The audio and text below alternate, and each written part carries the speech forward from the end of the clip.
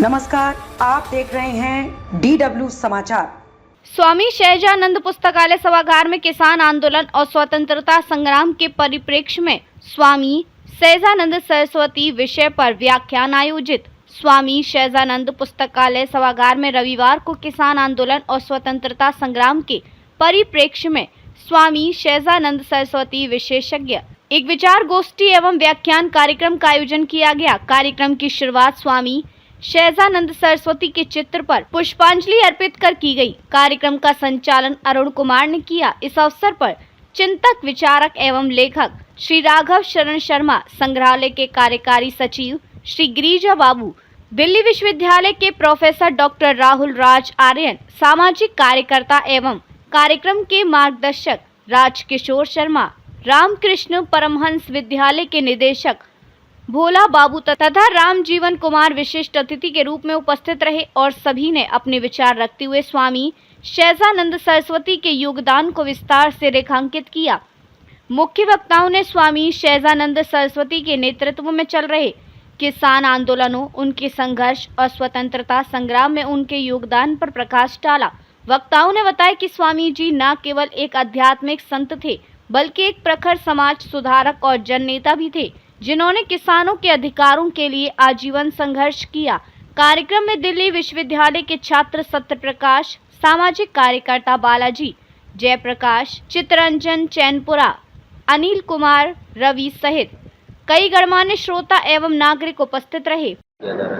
ये स्वामी सहजानंद सरस्वती जी के कार्यक्रम किया जा रहा है और लोगों को जागृत करने का प्रयास है कि आज की परिस्थिति में स्वामी जी का जो विचार था, उस विचार को देश के लिए लागू करना जरूरी है, तभी देश का कल्याण होगा। इसी विषय पर आज आयोजन है, जिसमें हमारे बीच में राघव बाबू आए हुए हैं। उसी में हम लोग भाग ले रहे हैं। गिरिजानंदन सिंह, कार्यकारी सचिव, स्वामी सहजानंद सरस्वती संग्रहालय।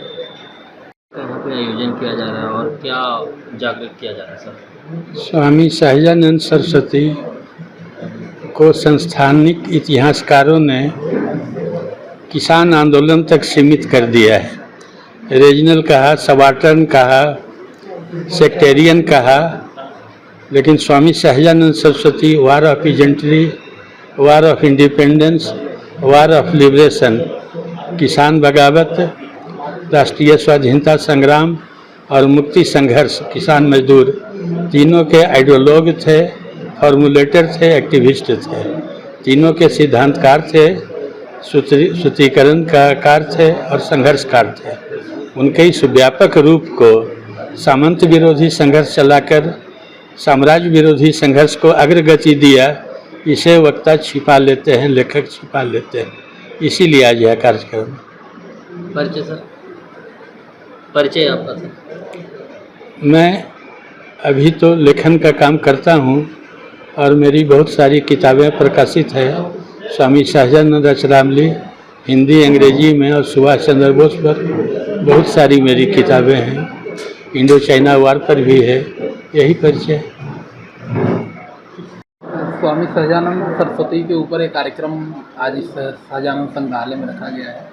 ऐसे कार्यक्रम हमारे लिए और आज की नई जनरेशन के लिए बड़ी ज़रूरी हैं। इन कार्यक्रमों से हम एक तो अपने इतिहास को जानते ही हैं, हमें ये भी पता चलता है कि आगे भविष्य में हमारे सामने जो चुनौतियां हैं, उसके लिए हमारे इतिहास में और क्या क्या हुआ है। तो ऐसे महापुरुषों को जिसको इतिहास ने यथोचित सम्मान नहीं दिया, यथोचित उनको जगह नहीं मिली, ऐसे अवसरों पे ऐसे कार्यक्रम हमारे आने वाले जनरेशन के लिए, उनकी पीढ़ियों के लिए बड़ी लाभदायक होते हैं।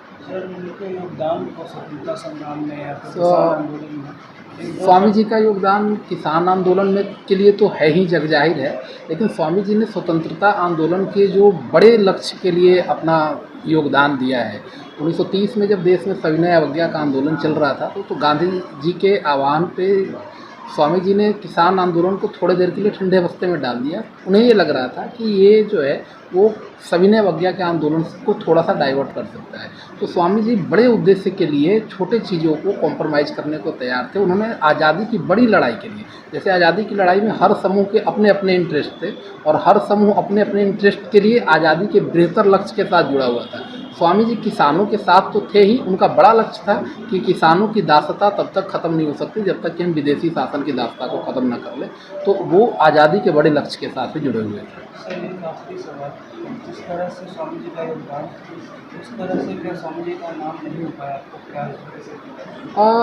मैं ये कहना चाहूँगा कि ये साजिशन इसको कहा जाए कि साजिशन एक प्रकार से जिस तरीके से इतिहास की, आप यूँ कहिए कि जिसके हाथ में कलम होता है वही इतिहास लिख देता है। अगर शेर के हाथ में कलम है तो यही इतिहास लिखेगा कि बकरियों को एक टाइम सुबह नाश्ते में आना चाहिए, दूसरा खाने पे आए, तीसरा शाम में लंच डिनर पे आए। तो जिसके हाथ में इतिहास कलम होता है वो उस तरीके का इतिहास लिखता है। राघव शरण शर्मा जी ने बेहतरीन काम किया है और इनके लेखन कार्य से स्वामी जी को घर घर तक पहुंचाने में मदद मिली है। तो ऐसे ही अगर इतिहास को हम अपनी अपनी कलम से लिखेंगे और तटस्थ होकर लिखेंगे तो हो सकता है कि आगे चल के स्वामी जी को वो स्थान प्राप्त हो जिसके लिए वो डिजर्व करते हैं। अपना नाम और परिचय? मैं डॉक्टर राहुल, दिल्ली विश्वविद्यालय में असिस्टेंट प्रोफेसर।